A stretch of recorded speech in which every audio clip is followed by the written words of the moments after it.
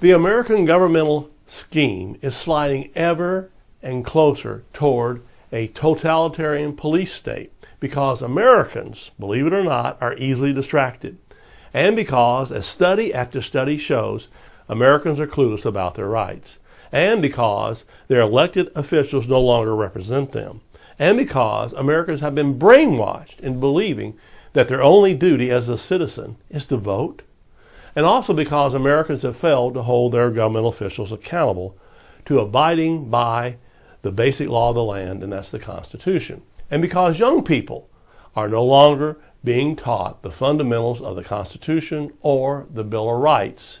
And this has resulted in citizens who don't even know that they have rights to begin with. And because Americans continue to place their trust in politics to fix what's wrong with this country. This steady slide towards tyranny, meted out by militarized local and federal police and legalistic bureaucrats, has been carried forward by each successive president over the past 50 years, regardless of their political affiliation, whether they're Democrat or Republican. What this means is that big government has grown bigger and the rights of the citizens have grown much smaller. However, there are certain principles that every American should know, which undergird the American system of government and form the basis for the freedoms our forefathers fought and died for. The following 7 principles are a good starting point for understanding what free government is really all about. First, the idea that power corrupts is an absolute truth. Realizing this, those who drafted the Constitution and our Bill of Rights held one principle sacrosanct: a distrust of all who hold governmental power. As James Madison, author of our Bill of Rights, proclaimed, and I'm quoting, "All men having power ought to be distrusted to a certain degree." Moreover, in questions of power, Thomas Jefferson warned, and I'm quoting, "Let no more be heard of confidence in man, but bind him down from mischief by the chains of the Constitution." As such, those who drafted our founding documents would see today's government as an out-of-control, unmanageable beast. The second principle is that governments primarily exist to secure rights, an idea that is central to constitutionalism. In appointing the government as the guardian of the people's rights, the people give it only certain, enumerated, and specific powers, which are laid out in a written constitution. The idea of a written constitution places in force 2 great themes of the Declaration of Independence: consent of the governed and protection of equal rights. Thus, the purpose of constitutionalism is to limit governmental power and ensure that the government performs its basic function, and that function is to preserve and protect our rights, especially our unalienable rights to life, liberty, and the pursuit of happiness, as well as our civil liberties. Unfortunately, the government today has discarded this principle and now sees itself as our master, not as our servant. The obvious next step, unless we act soon, is tyranny. The third principle revolves around the belief that no one is above the law, not even those who make the law. This is called the rule of law. Richard Nixon's statement, "Well, when the president does it, that means that it is not illegal," would have greatly offended the framers of the Constitution.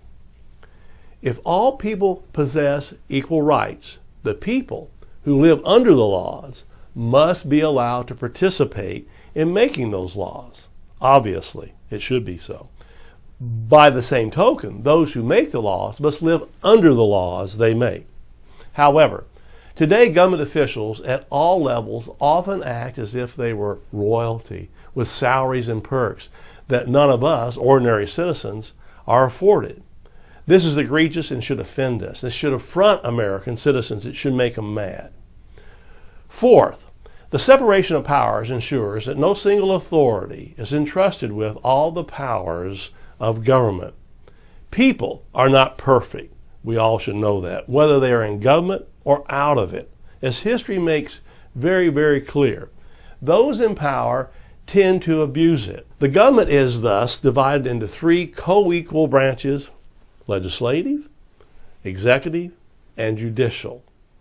Placing all three powers in the same branch of government was considered the very definition of tyranny by those who drafted the Constitution of the United States. The fact that the president today has assumed dictatorial powers would have been considered a curse by the framers.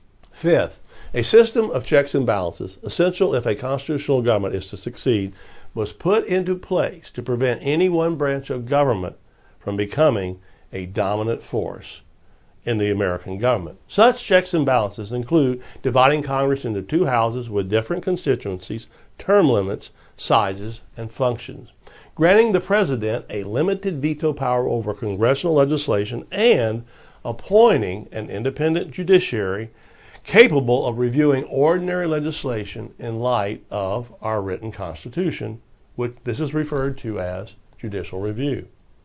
The framers feared that Congress could abuse its powers and potentially emerge as the tyrannous branch of government because it had the power to tax. However, the framers did not anticipate the emergence of presidential powers as they have come to dominate modern government. It's time the American people and those all over the world ask themselves what is really going on.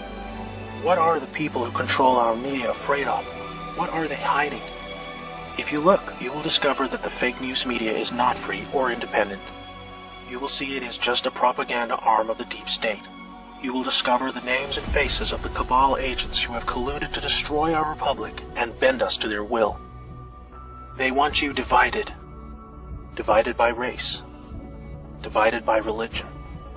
Divided by political affiliation. They want this because divided you are weak. Together you are strong. It's time to research for yourself.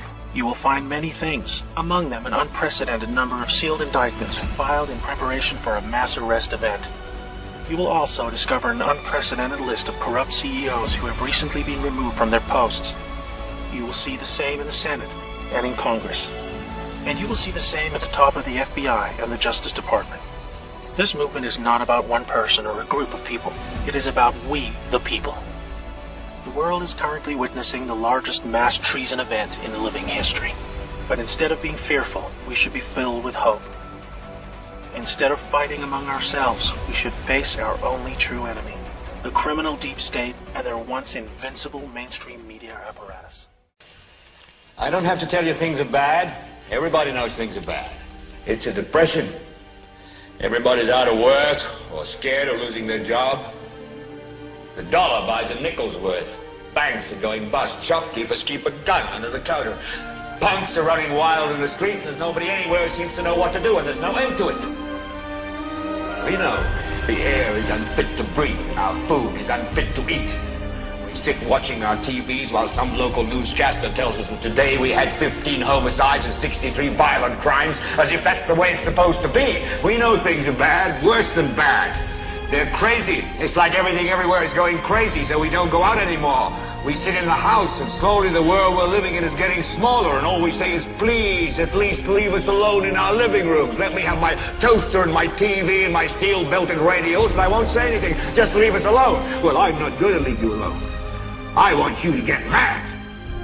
I don't want you to protest. I don't want you to riot. I don't want you to write to your congressman because I wouldn't know what to tell you to write. I don't know what to do about the depression and the inflation and the Russians and the crime in the street. All I know is that first, you've got to get mad. You've got to say, I'm a human being. God damn it. My life has value. So, I want you to get up now. I want all of you to get up out of your chairs. I want you to get up right now and go to the window, open it, and stick your head out and yell, I'm as mad as hell, and I'm not going to take this anymore. Then we'll figure out what to do about the depression and the inflation and the oil prices. But first, get up out of your chairs, open the window, stick your head out and yell, and say, I'm as mad as hell,